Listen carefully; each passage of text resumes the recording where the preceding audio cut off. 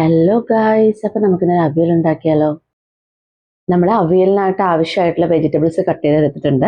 ഇന്ന വെജിറ്റബിൾസ് തന്നെ വേണം നിർബന്ധമില്ല കേട്ടോ. നമ്മുടെ അവൈലബിൾ ആയിട്ടുള്ള വെജിറ്റബിൾസ് വെച്ചിട്ടാണ് നമ്മൾ ഉണ്ടാക്കുന്നത്. നമ്മൾ അരിഞ്ഞു വെച്ചിരിക്കുന്ന വെജിറ്റബിൾസ് ഒരു പാത്രത്തിലേക്ക് മാറ്റുക. അതിലേക്ക് അല്പം ഉപ്പ്, മഞ്ഞൾപ്പൊടി, ആവശ്യത്തിന് വെള്ളം, വളരെ കുറച്ച് വെള്ളം ചേർത്താൽ മതി കേട്ടോ. കാരണം ഈ പച്ചക്കറിയിൽ നിന്ന് വെള്ളം ഇറങ്ങും. അതുകൊണ്ട് നമ്മൾ വളരെ കുറച്ച് വെള്ളം ആഡ് ചെയ്താൽ മതി. വെള്ളം ചേർത്ത് കുറച്ച് സമയം വേവിക്കുക. നമ്മളിത് വേവിക്കുന്ന സമയത്ത് ലോ ഫ്ലെയിമിലിട്ട് അടച്ചു വെച്ച് വേവിക്കുക.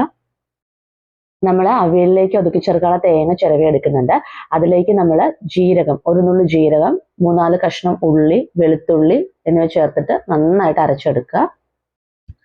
ശേഷം നമ്മൾ വേവിച്ചു വെച്ചിരിക്കുന്ന പച്ചക്കറിലിട്ട് ചേർത്ത് അല്പം എണ്ണ കൂടി ചുറ്റിച്ചു കൊടുക്കുക.